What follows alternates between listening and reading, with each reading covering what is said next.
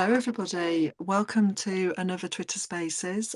This evening I'm really delighted that I'm joined by Jacqui Cannon and Rachel Thompson. I'm going to invite them to come and say who they are in a little bit. Tonight we're also expecting Chris Maddocks to join us, so hopefully she'll be in the space very soon and we will bring her. She's just arrived, so we will get her up to speak. I'm going to ask Rachel and Jacqui to just pop on and say hi, and then I'll tell you a little bit more about Twitter Spaces, what we're going to talk about this evening, and we will launch off. So Rachel, are you able to unmute yourself and say hi? Yeah, hi Vic. Welcome everybody. I'm Rachel Thompson. I'm currently the consultant Admiral Nurse for Lewy Body Dementia. Lovely, thank you very much, Rachel. And Jacqui, are you able to unmute yourself and just say hello to everybody, tell everybody who you are? Hi everybody, I'm Jacqui Cannon and I'm the CEO of the Lewy Body Society. Thank you very much, Jacqui. And Chris, are you able to, I know you've just arrived, but are you able to unmute and say hello too? Yes, hello everyone. My name is Chris Maddocks and I'm a person living with Lewy Body Dementia. Perfect. Thank you very much, everybody, for joining me this evening. It's always good to get you up quite early on and speak, just so that I know if there's any problems and you can't do that, and we can fix them quickly. So without further ado, some of you who've been in the spaces on a regular basis will know me. I'm Vic Lyons. I host these spaces, and tonight we're having a really important conversation about Lewy body dementia, or dementia with Lewy bodies. It's a progressive type of dementia that affects more people than you might think. So I'm really, really delighted that we're here this evening to discuss this topic. Before we launch into it, I just want to let you know quickly some of the features about Twitter that you might find helpful. So down towards the bottom, you'll see a little heart with a plus sign. If you tap that, it will give you a series of emojis, and feel free to use these emojis throughout the session today while we're talking. It just lets us know that you're here, you're listening, that you're interacting, and feel free to do that if you've got those features. You'll only have them if you're on your mobile phone. They don't as yet have that on the desktop.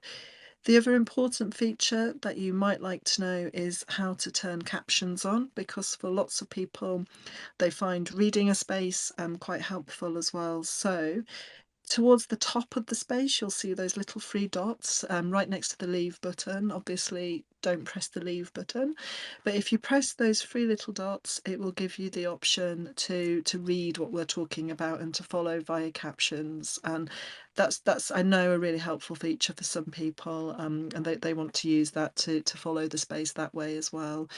The other thing to let you know is you can ping people into this, you can share this, and that's the little arrow with the leaving the box that's next to those three dots. So if you do want to invite people in, if there's people who you think actually this might be really useful for them to join and to hear this conversation, feel free to use that little box with the arrow leaving it, and invite people to come and join us. The other thing to let you know is later on, not straight away, but later on, I will be inviting people to come up and join us, ask any questions, and join us and make any comments they want to make. And so it will be important that if you're staying for the whole hour and you want to ask us a question, feel free to do that. You can request the mic and come up. I don't do that straight away because I want people to be able to listen to the conversation first. But if you do have a question, please do come up and ask it in a little bit. The other thing just to say, obviously, if you're listening to this recording on YouTube, all of these sessions that we do, we put them on YouTube, so they're available on the Dementia UK YouTube channel. Obviously, none of those features are available if you're doing that, if you're listening that way. But welcome to you if you are listening to us that way this evening, or whenever in the future, I guess I should say. So, and obviously the other thing just to mention as well is if you're listening to this on your desktop, if you're listening to this via your laptop or your computer, you won't be able to join us and speak, unfortunately, yet either. That's not a feature that's available yet, but welcome to anybody who's listening that way. So I think that's enough about how to use the space. I might do a recap later on if lots of other people join us, but if not, welcome to our guests. So I'm going to start off, Rachel, by asking you some questions if I can. So can you set the scene for us a little bit about what is Lewy body dementia? What what does that actually mean? Yeah, of course, Vic. So, Lewy body dementia, there's a phrase, I'm sorry to steal Jacqui's thunder, but that was coined by the Lewy Body Society, is the most common disease you've never heard of. And I think that says a lot, really. It's something that, whilst people are starting to recognise more about dementia in general and understand and recognise some of the symptoms, Lewy body dementia itself is still very under-recognised and often misdiagnosed. So it is a type or cause of dementia. If we think there is about 200 types of dementia overall, but there are about 6 or 7 of the most common, and Lewy body dementia is one of those. So the kind of latest research seems to show that in the UK, there's about 900,000 people, perhaps slightly more, of people living with dementia.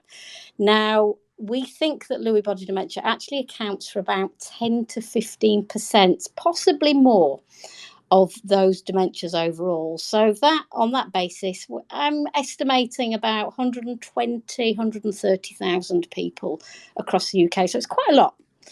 It is a particularly complex type of dementia. It's caused by changes in the brain, which are caused by these things called Lewy bodies. And Lewy bodies, they're essentially an abnormal protein that disrupts the brain's normal functioning. They're made up of a protein called alpha-synuclein. And what happens is that the alpha-synuclein kind of forms into clumps inside the neurons in the brain and stops the brain cells from working effectively. That can either the brain cell dies or it just disrupts the pathways. And as a result, there's a loss of some neurotransmitters. Now, neurotransmitters are chemicals which help the brain function. They help the kind of transmission of messages between all the neurons in the brain. And there's 2 main neurotransmitters in Lewy body dementia. One is acetylcholine and one is dopamine. And it's the dopamine that differentiates Lewy body dementia from other types of dementia. I'm going to say a little bit more about some of the symptoms, but then perhaps we can have a pause because I'm conscious it's a lot of information. It definitely. Sorry, that... Rachel. Yeah, no, that's perfect. Before you do that, can I just ask a question that somebody asked me? Is when people, sometimes people say dementia with Lewy bodies, and sometimes people say Lewy bodies dementia. Is there a right or a wrong, or one way that's better than the other, or is it are they two very interchangeable, or what would you say about that? Yeah, no, thanks, Vic. It's a really good question. So the term Lewy body dementia kind of gets used differently in different fields, but the latest research and the kind of leaders, the big thinkers in Lewy body dementia in the UK have described Lewy body dementia as an umbrella term for 2 types. And one is dementia with Lewy bodies. And this is where cognitive symptoms, the dementia symptoms, kind of tend to start first. That's the things that people first notice. The other type is Parkinson's disease dementia. And this is where somebody has an established diagnosis of Parkinson's. And some of these people will go on to develop dementia, though not everybody. So the longer you've lived with Parkinson's, the higher the risk of developing dementia you have. So I think the statistics say that about 30% of people with Parkinson's overall may go on to develop dementia, but the longer you've lived with it, so by the time, if you've lived with Parkinson's for more than 10 years, you've got a 50% increased risk. And if you've lived with it for 20 years, you've got an 80% chance of developing dementia. So these are the 2 types. So Lewy body dementia is the umbrella term. And then underneath that are dementia with Lewy bodies, where cognitive changes happen first, or Parkinson's dementia, where you've got Parkinson's first. Does that help explain? That really helps. Thank you so much, Rachel. And I think you were going to go on and talk about the signs and symptoms, I think, and how it might differ from other types of dementia. Yeah, no, that's fine. So I think the confusing thing about Lewy body dementia is it does present slightly differently to other types of dementia. I think when we listen to Chris later on, we'll recognise this a little bit in how she describes what happened to her. But the things that we look out for is that often when we think about dementia, people talk about memory. You know, we have memory services, that's often we have memory tests, whereas with Lewy body dementia, you can have memory changes, but they're not often the first presenting feature. And in fact, the things that you're looking out for, they're 4 core features, and not everybody will have all of these. But firstly, they are fluctuations and changes in somebody's attention or ability to process, something called executive function. This is our ability to manage changes, to do things like planning, coordinating, managing your money, that kind of stuff. So sometimes what you'll see is these real significant fluctuations in a person's concentration and ability to do these things, and that can fluctuate from moment to moment, from hour to hour, from day to day. And this is particularly puzzling for families, I think, where they'll see somebody's kind of able to do something one kind of part of the day, and then perhaps a little bit later on they really struggle to focus, may not concentrate, may not be able to kind of absorb information or do things. So that's the fluctuations in cognition.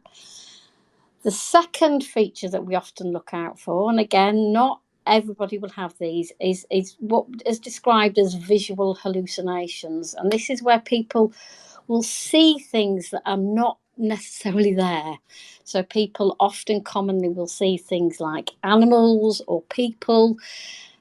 Sometimes these are distressing, but other times they're not, and people may just kind of observe, I've seen somebody standing outside, and when you look, you'll kind of say, well, actually, I can't see that.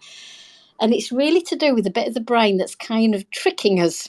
It's the changes in the back of the brain, a part of the brain called the occipital lobe, which helps us interpret what we see, and the pathways between the front of the brain and the back of the brain seem to get disrupted, and so people may misperceive things to an extent where actually it becomes very real. It becomes 3-dimensional.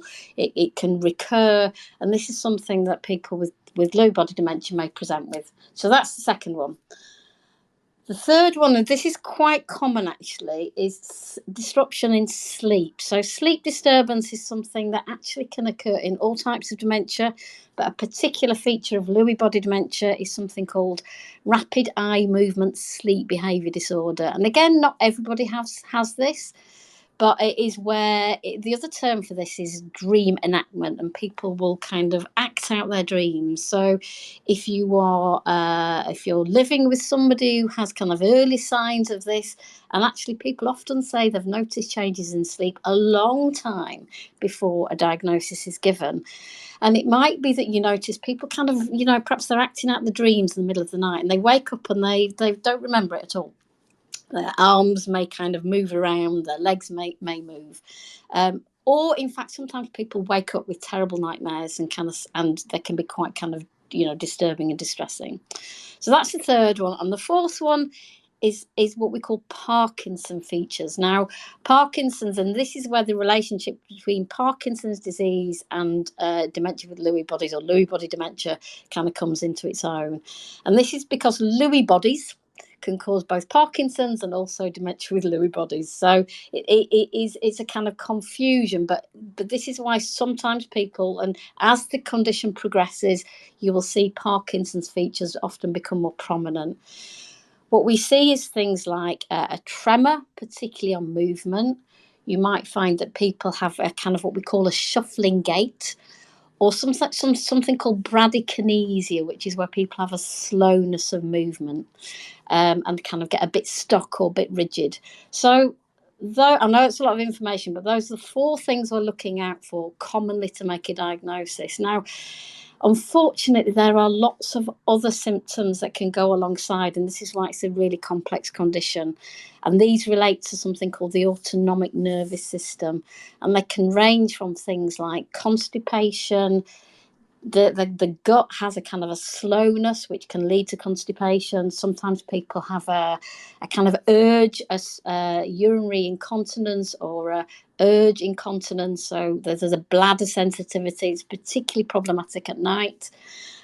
People seem to be more prone to also things like anxiety and depression. And we think this is probably related to the fact that people are a bit more aware of their changes and their difficulties, and a whole host of other problems, which perhaps we can come on to later. But I think that's probably enough for the moment, Vic. Oh, thank you, Rachel. I think that would have been fascinating for everybody listening. It certainly was fascinating to me. So in terms of, you mentioned hallucinations and people experiencing hallucinations, and I know that hallucinations can be something that people can experience as well in other types of dementia, perhaps. And I guess, does that make it more complex in terms of the diagnostic process? What is the diagnostic pathway or process like in England for people? Yeah, so I mean, you raised the point about hallucinations. What seems to happen, actually, some people, particularly Alzheimer's, can develop hallucinations, but it's usually a bit later on in the condition, interestingly, and they're often slightly less three-dimensional and slightly less formed than what we see in Lewy body dementia. But the pathway to assessment and diagnosis can vary, and this is what you find is sometimes people present with things that can be misdiagnosed with anxiety and depression or another psychiatric disorder, particularly because of hallucinations. They can kind of perhaps be treated for that, and people haven't done the cognitive tests. The other way that sometimes people go along is because they develop the Parkinson symptoms and then may end up seeing a neurologist, and then they may get treated for the kind of Parkinson symptoms, but what's not picked up is the kind of cognitive changes. So what I would often really recommend is that people kind of find out a little bit. Jacqui will talk about the Lewy Body Society in a bit, but there's a really good information on their website and the Dementia UK website about looking out for the signs and symptoms. But really, if you're concerned about somebody or you're concerned about yourself, then I would firstly go to your GP and ask for referral. And depending on what the symptoms are that are the most problematic, then, particularly if it's cognitive changes, then I will be asking for a referral to a mental health or a dementia or a memory service for an assessment. Now, the things that people often get, as we've said, memory is often not the presenting problem. So the NICE guidelines, these are the guidelines that dictate what clinicians should do, certainly in the UK, around diagnosis and assessment, say that people should be offered, if you look out for the core symptoms that I was telling you about before, but there is a specific scan that can pick up Lewy body dementia. And this is often not always needed, but if there's if the diagnosis is uncertain, then people should be asking if they can have something called a DAT. This is a dopamine transporter scan. It picks up the amount of dopamine in the brain, or it's sometimes known as a SPECT scan. And MRIs, which is the scan that's magnetic resonance imaging, which is the scan that's usually given for people with other types of dementia, can pick up global changes, but it's not as good as picking up Lewy body dementia. So that's probably what I would be recommending. Lovely. Thank you so much, Rachel, and thank you so much for all that fantastic information. I've learnt a lot this evening, and I'm sure others have as well.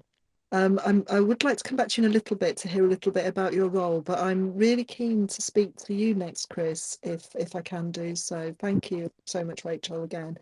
So, Chris, you mentioned in your introduction that you live with dementia with Lewy bodies. Can you tell us a little bit more about your story, your background, just a little bit about you, really? Are you happy to do that now? Yes, I am. Apologies if I could sound a bit husky. I've got COVID at the moment. And hope. I'm sure we're so grateful that you've able to join us this evening, and hope the voice holds out. Well, my brain is a little bit foggy, and I'm just hoping I don't get a coughing fit. But yes, my name is Chris Maddocks, and I was a police officer for 30 years, and I retired from the police in 2008. But I carried on working. I had 3 minor strokes between 2013 and 2015, which left me with some mild cognitive problems. And then I had a long time on the sick following the last stroke, and I was suffering with extreme fatigue. And when I tried to go back to work, I couldn't work out how to access my emails. I'd be shown, and then I couldn't remember again. And I went to my GP and said something is not right in my head. And my GP told me she was there for my physical health and not my mental health. To cut a long story short, I eventually did end up going to, I was referred to the Elderly Care Assessment Unit when I was 60 years old. So just the name of that unit wasn't good. And whilst I was there, I was given a diagnosis of early onset vascular dementia. And I didn't know much about vascular dementia. My dad had had Alzheimer's disease, so I knew, his story and a bit about that. And cut a long story short, I was ill health retired against my wishes 3 months after my diagnosis. And I was 60 and I wasn't ready to give up work. And I just remember locking myself at home and crying for about 3 months. And I just want to mention some of the feelings that I had after my diagnosis, because so many people don't understand some of the feelings that we get. I felt scared, lonely, isolated, frightened, emotional, frustrated, useless, lost. And I became depressed. And I think of the feelings of feeling useless and hopeless were the worst. And I just cried for 3 months and didn't come out of my house. I then eventually went on a course called Living Well with Dementia that Alzheimer's Society was running. And I was given some information, and I met other people who had been given a dementia diagnosis. So that was my life. I thought I'd, get on and live my life. And I started talking about my experiences. And I found the more I spoke, the more people asked me to speak. And that gave me a sense of purpose, gave me a reason to get up in the morning, to be able to share my story, to raise awareness about dementia. And I thought if I could help one person to not have to go through some of the things that I went through, then it would all be worthwhile. After my, I'm not sure of the timings, but I also developed a tremor in my right hand and arm. And I was diagnosed with a vascular Parkinsonism. I had been living in Wales when I had my diagnosis, but in 2017 I moved to England to live with my partner.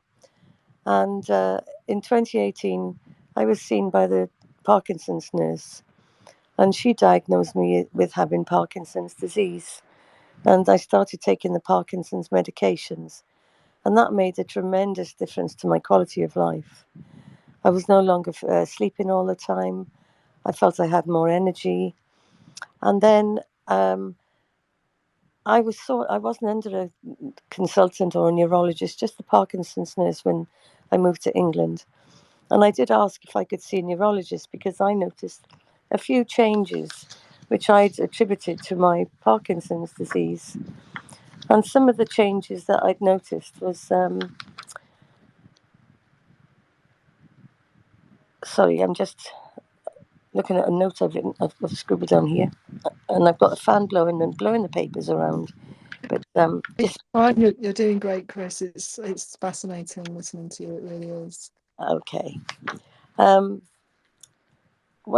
So when I had this appointment in 2020 to go and see this neurologist, I was just expecting to be told about some changes in the scan I'd had taken place. And I thought, oh, well, I'm just going to be told it's just your Parkinson's disease. And some of the problems that I had were I'd lost my sense of taste and smell. And this was before COVID. I was lacking spatial awareness. I was knocking into things, always covered in bruises. I had restless and painful legs every evening, to the point where I didn't know what to do with myself. I had difficulty in getting to sleep at night and staying asleep. I had lack of energy, anxiety and low mood, balance issues, changes cognitively, and more forgetfulness. I had some swallowing difficulties, and I was forgetting to do things. I had little interest in doing some things and difficulty in concentrating and staying focused. So the consultant looked at my scan, examined me, and then she said, I think you may have Lewy body dementia. So I said, what do you mean you think I may have Lewy body dementia? I said, do I or don't I have it? And she said, well, it can only be confirmed on autopsy. And I said, well, I'm not ready for that yet. And yet again, I had a new diagnosis and I wasn't referred to any services. I was not given any information. And I went away and I did some research and I found that there was a Lewy Body Society. And I got in touch with the Lewy Body Society and spoke to, probably it was Jacqui, and I got some information. And I was very fortunate because Rachel was currently working with the Lewy Body Society and I got referred to Rachel. And I can honestly say that Lewy Body Society and Rachel have been my lifesavers. And I've had sessions with Rachel and my partner and I have had sessions. And I've got an understanding now and a knowledge. And I just want to raise awareness about Lewy body dementia, which so little is known about. And yes, any opportunity I'm given to speak about it, I will. Thank you so much. It was so moving hearing you talking there. I'm sure everybody listening in this space this evening is sending you lots of love, and those just feel that all of your words resonate and you can hear them. And actually, you spoke about those initial feelings, and I didn't manage to remember them all, but I know you talked about scared, lonely, isolated, lost, and depression, and that sounds, and then compared to where you talk about now and raising awareness and the support you've had, sounds like a real journey that you've been on. Do you mind me asking, so in terms of from when you first noticed these symptoms, and obviously the first response with your GP left something to be desired from the way they handled that, to actually getting the diagnosis, how long was that, would you say, in terms of years? I'm guessing the months. It's difficult to say because maybe I had the dementia symptoms whilst I had my strokes, and that all started in 2013. And I got my vascular dementia diagnosis in 2016, the Parkinson's disease in 2018, and then my Lewy body dementia in 2020. So it could be anything up to 7 years, maybe.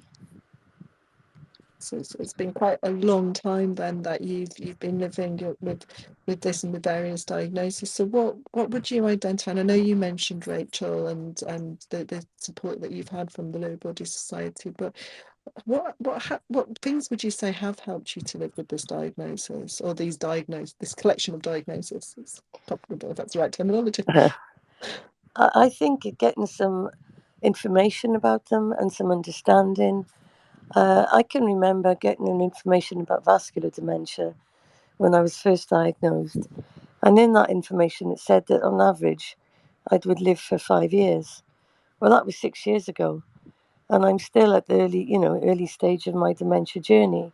And I think people forget that there's a beginning, a middle, and an end with dementia. And you mention dementia to people, and they automatically jump to end stages and don't think that you're able to do anything or talk or live a meaningful life. And I am living a meaningful life. And I want to raise awareness. I've gone from feeling useless to feeling useful, and from feeling hopeless to feeling hopeful. And I think that's because I've got more understanding now.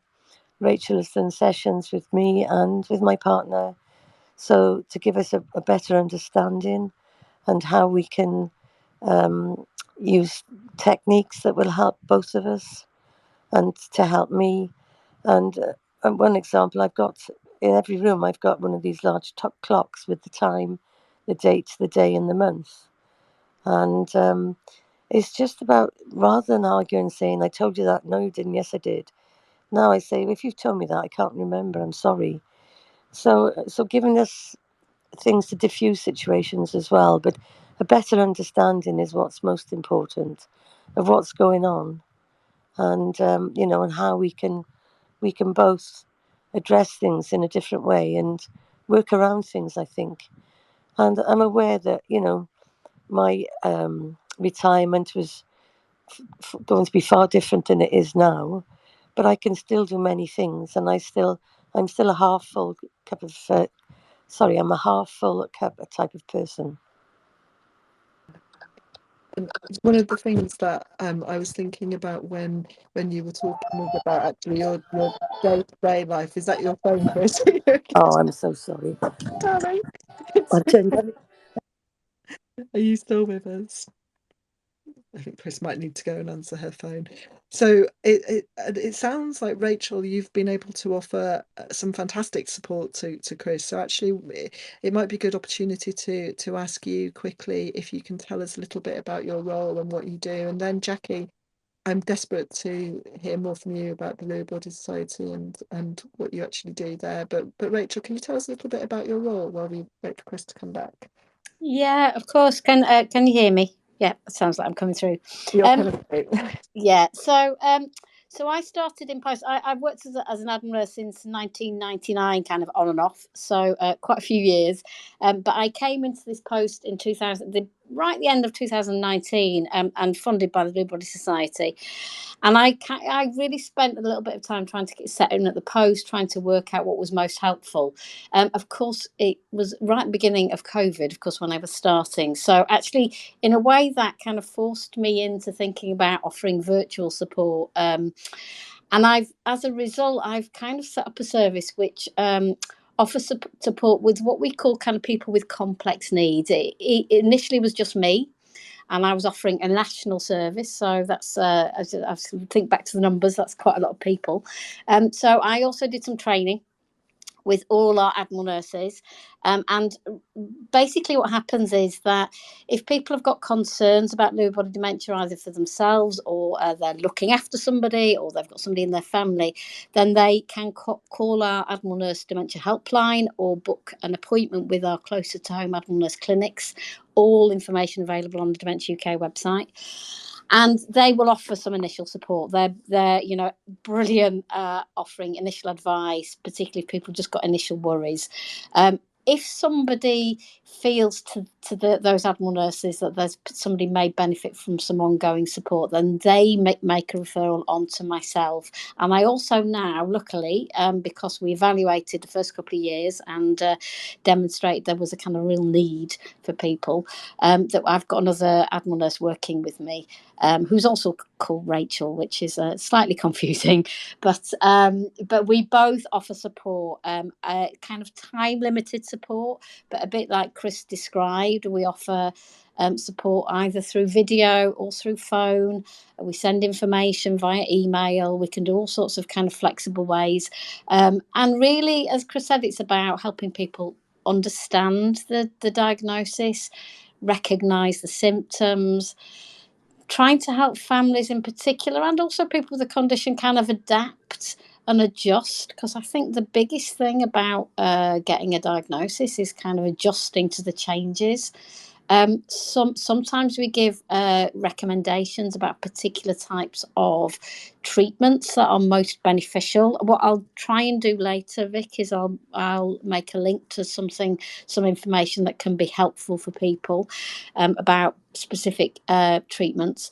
But and then we work with people kind of as I said, in a time limited way, but we know this condition changes, and so often we'll offer support.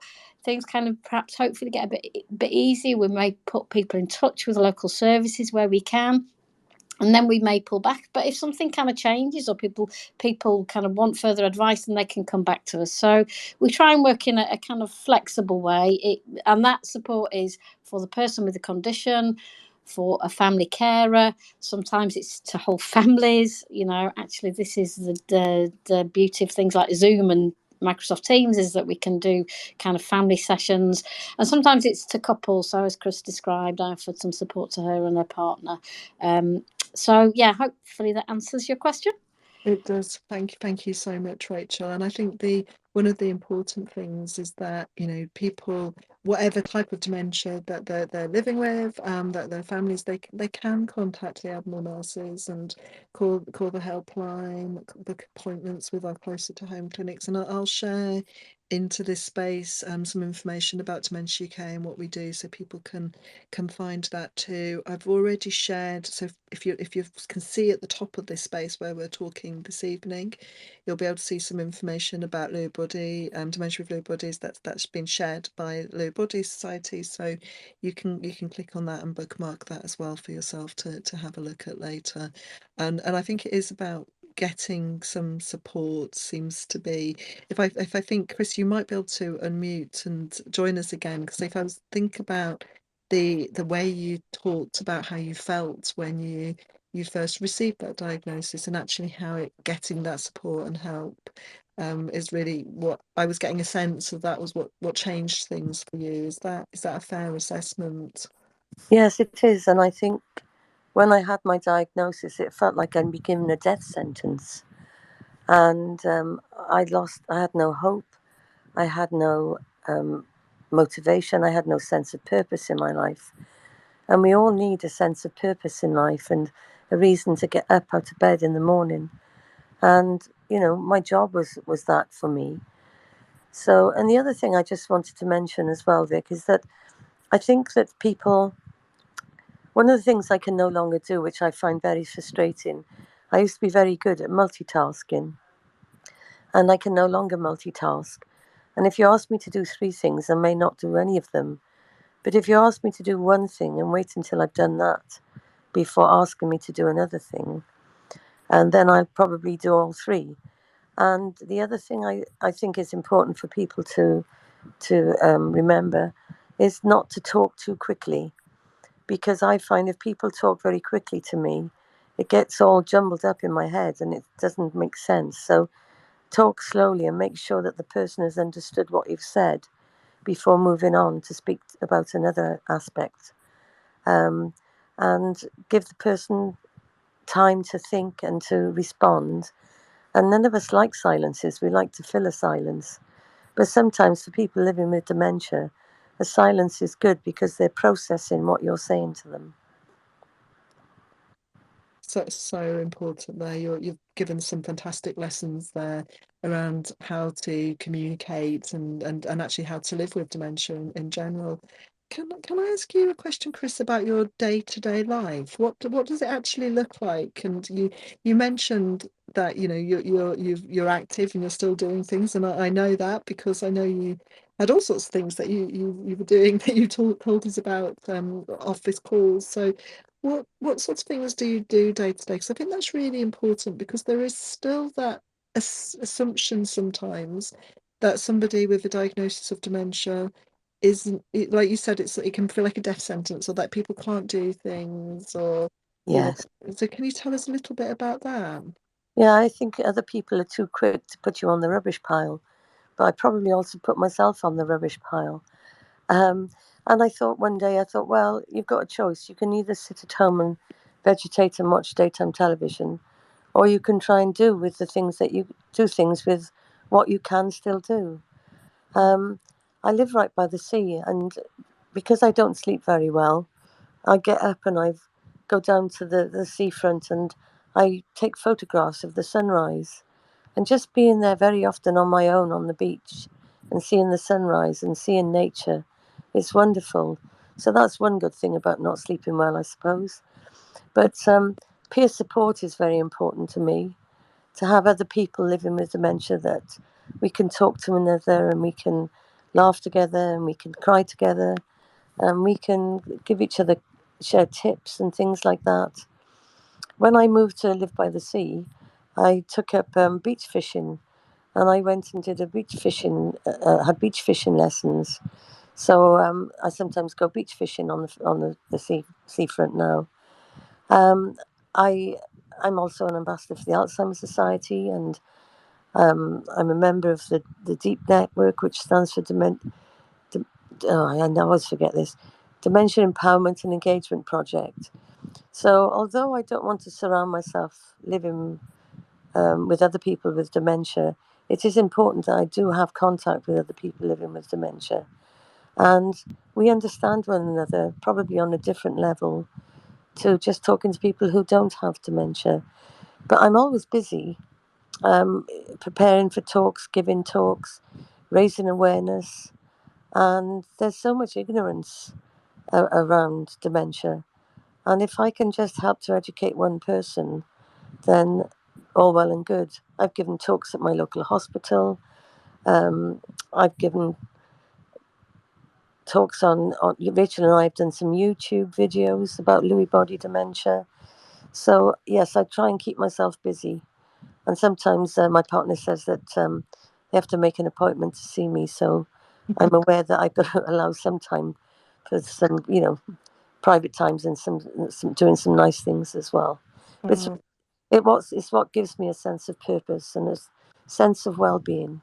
And you're absolutely right. We all need that sense of purpose, don't we? We excuse me. We all need to have a reason to get up in the morning. And I've got a lovely image in my head now of you sea fishing and by the coast, and actually, thank you for all you're doing to raise awareness as well. Because not only are you doing talks and doing the things you're doing, you're now in Twitter Spaces, which is still a relatively new thing, talking to people who could be anywhere in the world about your experience, your story, about the impact of this diagnosis and actually what it's meant to you and how you've got some support. So, and if a person living with dementia can get on this Twitter space, anybody can. Absolutely, I'm going to quote you on that.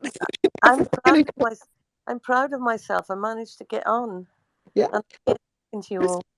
And here you are. This is something that obviously we're all here this evening, but I guarantee there's people in regular society, whatever that means in our communities, who don't know what Twitter Spaces is. And not only of humanity, you're here, you're doing it, you've gone to space now. something really new. That's only been around for about a year as a platform. So you're really at the front of that wave. It's amazing. It's amazing. The only thing that I find is that I'm better when I can see people when I'm talking. It keeps my attention better than not seeing people. But I'm here and I'm doing it. And you're doing it. I know it's a strange thing, and who knows? Maybe at one point they will bring in a video feature as well. So who knows? Jacqui, I am so sorry. We've got quite on with the session, and I've not come to you yet. But you've sat so patiently and waited. But I'm really keen for you to come and tell us a little bit about the Lewy Body Society and what you actually do, and also. Just it always happens, an hour goes so quickly. If there is anybody listening who's got any questions that they want to ask, also feel free to put your hands up and do that. So Jacqui, tell us about the Lewy Body Society. What do you do? Okay, so the Lewy Body Society, our primary objectives are to promote awareness of Lewy body dementia. So as Chris just referred to before when she was talking about information, so many people get the diagnosis or go away from a memory clinic and they just get a generic dementia leaflet. They don't get or get given a specific information about the subtype of dementia that they've been diagnosed with. And that is so important because, as people have said, this dementia is not about memory. It's about those cognitive behaviours, and it is different than other forms of dementia. We also fund research. We've currently funded almost 2 million in our time as a charity. We work in partnership with Dementia UK. We fund Rachel's role. We take calls on a daily basis ourselves, but obviously we are not medical professionals. We are experts by experience. Myself and the trustees, we have all had a close family relative with dementia, and specifically Lewy body dementia. And I think that's what makes us different as a charity, because sometimes when, especially family carers, when a family member has received a diagnosis, sometimes people don't want to speak to a medical professional. They want to speak to somebody who's had the same experience that they're currently having. And I speak to so many people that say, you get me, you understand. Because some people go to groups, and at those groups they talk about dementia in general. And when people talk about the symptoms of Lewy body dementia, people don't necessarily really understand unless you've experienced it. So I think that's what's really important. Thanks, Jacqui. And I remember, I was trying to remember when it was exactly, but I remember meeting you at a conference. It feels like a very long time ago. It feels like a long time ago. But when did the society start? When did you launch? So the society was launched in June 2006 by the founder and chair of our trustees, Ashley Baston.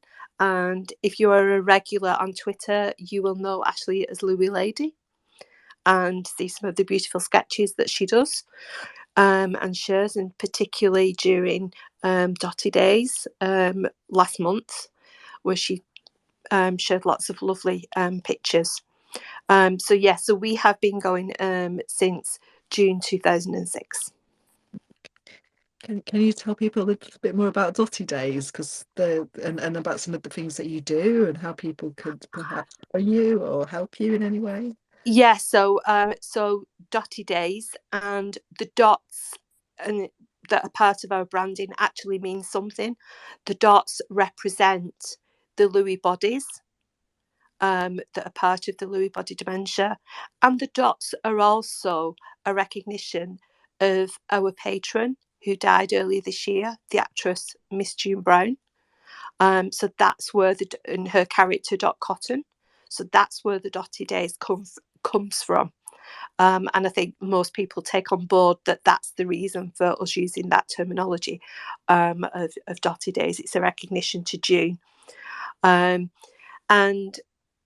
during that time, we just kind of try and ask people to share as many, to try and make it a nice way of promoting awareness, of people sharing their pictures of people wearing dotty items of clothing. Pets get involved, and I think this year was one of our best years ever, and that was down to Rachel sharing not just pictures but sharing lots of information of kind of did you know facts, and helping us to kind of promote it.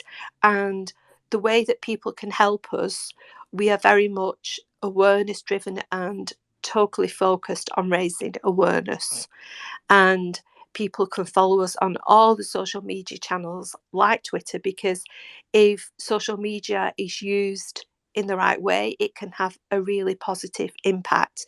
It can be negative at times, but used in the right way, it can promote awareness. So please get all your family members, anybody that you know, friends on Twitter, and just let's get Lewy body dementia trending on Twitter. Oh, I love that. That's a great call to action, because I'm trying to remember the quote that Rachel said that she'd stolen from you, Jacqui. So Oh, yes. Give you the opportunity to tell us the quotes. Yeah, so a few years back, there was a group of students at Liverpool University, drama students, that made a short video for us, and I will try and share it on Twitter again. A group that was headed up by Edwina Lee, and they actually came up with this phrase, and it's that Lewy body dementia is the most common form of dementia that people have never heard of. And that just is sort of shocking, isn't it, in a way? Yes. Really? And yeah. But I love that phrase. I want everybody here to retweet that phrase and remember that as well. And let's raise awareness, because it's kind of crazy, isn't it, that you could have this type of dementia that people don't even know anything about or exists or know much about. So yeah. I'm just going to thank you so much, Jacqui, for that. I'm Thank going you. to ask you all the same question in a minute, but I just want to remind people we've only got a few minutes left. But if you do have a question that you want to ask, if it's a question or a comment that you want to ask to either Rachel, Chris, or Jacqui, or of course myself, feel free to do so. You can hit the mic button or the request the mic button and come and join us and ask a question that way. Please feel free to do that. And obviously some people have sent some questions beforehand, which I've already asked of our speakers. But if there is a question or anything you would like to ask us, please do come up and do so.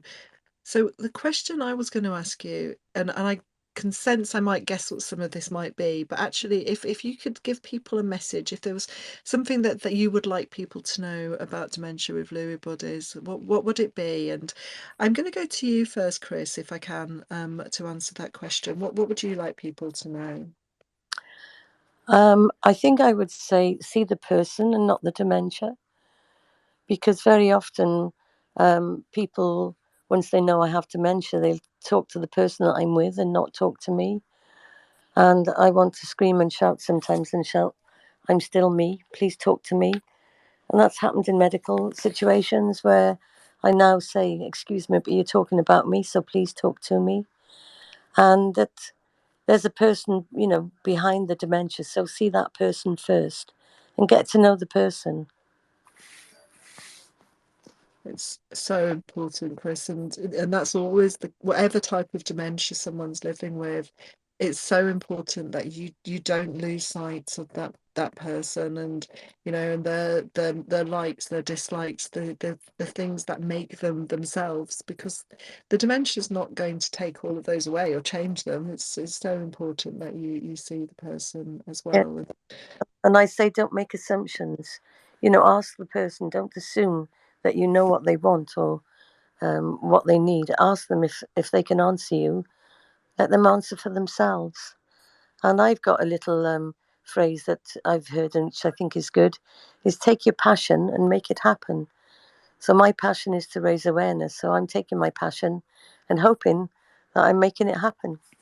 Oh, perfect. You definitely are, Chris. I know that. And anybody who's listening who doesn't follow Chris on Twitter, do so, because you're very active. You're making a massive difference by being here this evening, as I said earlier, and joining these space. But every time you raise your voice and speak, and you're helping somebody. I absolutely know that.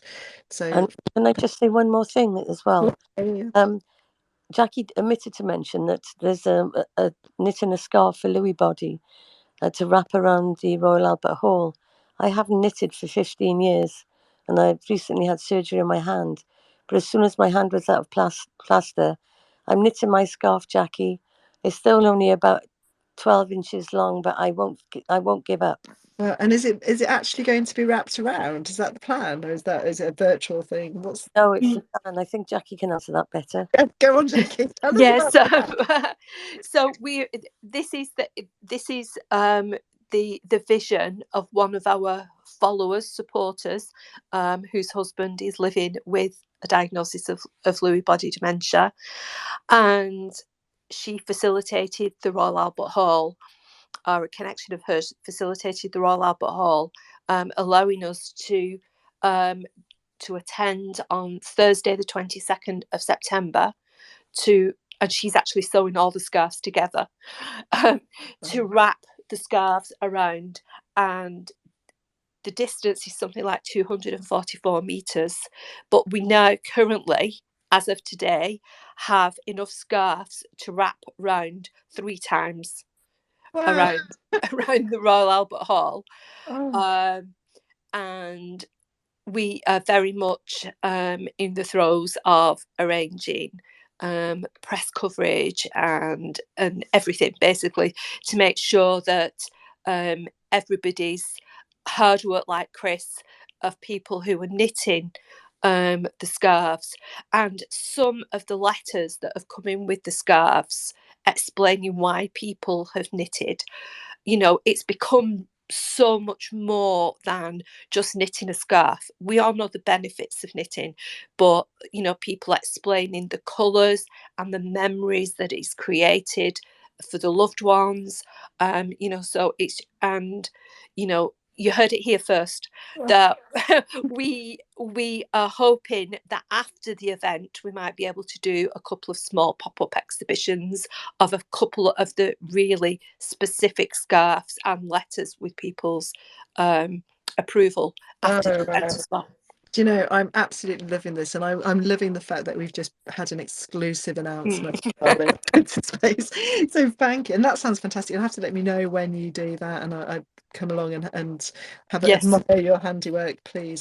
Please come along, Vic. It's the Thursday, the 22nd of September at the Royal Albert Hall, and there will be something going out on our website this week, where an Eventbrite link where people can register to be one of the supporters that comes to help us hold the scarf, because we're looking for between 50 and 80 supporters to come and hold the scarves. Well, there you are. You can put my name down, I promise. Brilliant. What you might not know, Jacqui and Chris, is that there's emojis going off all over this space. You love and applause and claps, and and that's just fantastic. I love that. That's going to be a fantastic way to raise awareness, and I can just, what a great image as well. I can imagine that scarf going 3 times round. Wow, well done. I would not offer to lend you any of my knitting to contribute to this. It would probably ruin the overall effect. But well done. I totally fantastic. So I guess final minutes, and what would you like, Rachel? What would you like people to know? That final question. What would you like your final thoughts about what we've been talking about today? What would you like people to know about Lewy body dementia? Oh gosh, Vic, I think my message would be, don't try and manage alone.